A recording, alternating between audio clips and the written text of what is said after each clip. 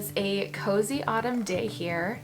Well, I don't know how cozy it is exactly. It's cozy in my home, but it really is still probably low 70s here, and that feels like fall because we were having weeks of 90-degree weather.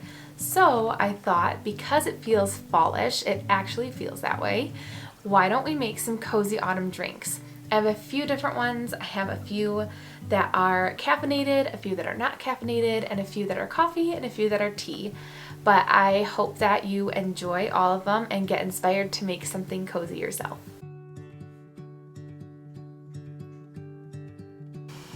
Starting out with the vanilla whip for our London Fog, we add 1 ounce of heavy cream with 1 pump of vanilla syrup. Froth it until you get the desired consistency. We're usually looking for it to create peaks when the frother is removed. We'll put that to the side until we're ready to top our drink with it. Next, we add 3 pumps of vanilla syrup to our cup. I like to use the Starbucks syrup because it's easy to just go to the store and get it, and I know that I like the flavor, but you can use any syrup that you like.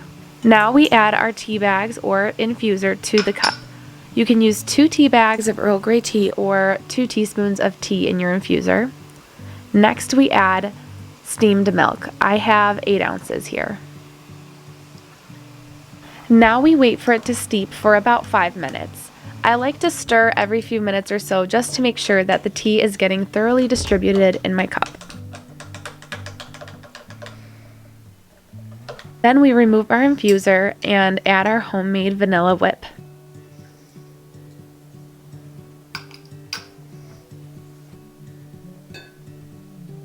The London Fog is such a cozy treat to have in the cooler months. I love to have it in place of coffee. However, it does have caffeine, so if you're looking for a non-caffeine option, you can easily make this drink with a different type of tea flavor.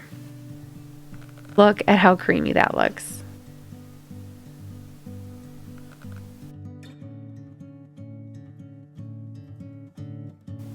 Our next drink is a pumpkin chai with homemade pumpkin sauce. Starting our sauce, we add a can of sweetened condensed milk. This really helps to make it rich and creamy and so sweet. Next, we add about 3/4 a can of pumpkin puree. You can add more or less to your liking, but I find 3/4 of a can is my sweet spot. Then we add our spices. 2 teaspoons of pumpkin pie spice and 1/4 a teaspoon of allspice, and mix. Hopefully you don't make a huge mess like I did. Once it's all mixed together and fully incorporated, it comes out a little more liquidy, but it's delicious and lasts about 2 weeks in the fridge. Finally, add your chai of choice, mine is a reishi chai, to the glass of ice. Then add about 2 tablespoons of the pumpkin sauce to your chai, stir and enjoy.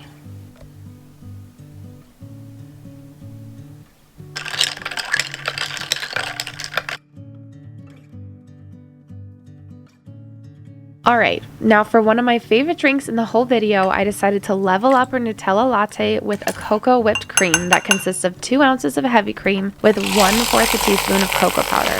I frothed it until it peaked, and be sure not to over froth it or you may end up with cocoa flavored butter and buttermilk. Set that aside and then we'll focus on the main event. Starting with 2 shots of hot espresso, we add our 2 tablespoons of Nutella to it.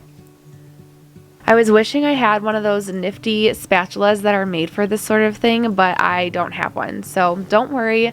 Though it's a little bit messy, our fingers will do just fine. Next, we add 2 tablespoons of heavy cream to the cup, just to add some richness to the mix. I like to use the frother to mix it all together just because it's so efficient. It really does a good job of getting everything thoroughly combined because that Nutella is so sticky. Now we add our steamed milk to it. I have 8 ounces here because that's what my cup allows. Now all we have to do is add our homemade cocoa whipped cream to it and sprinkle a little bit of cocoa powder on top just for some decoration. Look at that, so good.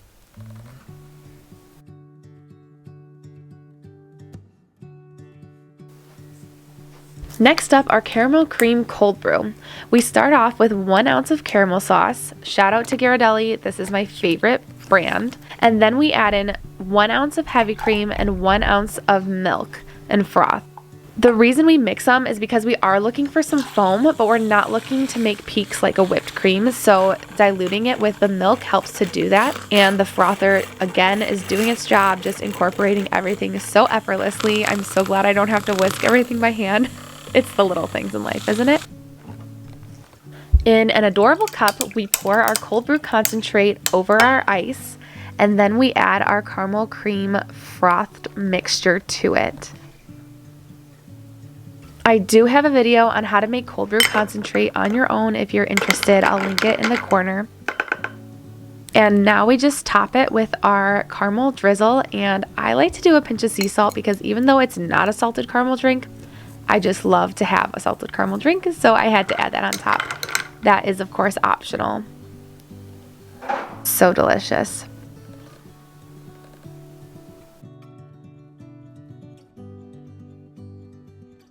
For our maple whipped coffee, we start out with 1 tablespoon of instant coffee, 1 tablespoon of super hot water, and 1 tablespoon of maple syrup. Once it's all together, we use our frother and mix. Be careful with the instant coffee. 1 tablespoon is actually a double serving. Sometimes I mix regular and decaf just so I'm not overdoing it on the caffeine. Just makes me feel a little bit better about how much I'm consuming. Once it is super frothy and the color has lightened a bit, we set it aside and get your cup ready with ice and milk. I eyeball this one. I like to use lots of ice personally, and I like to fill the milk about 3/4 of the way. And I find that this just makes the right ratio for what I enjoy.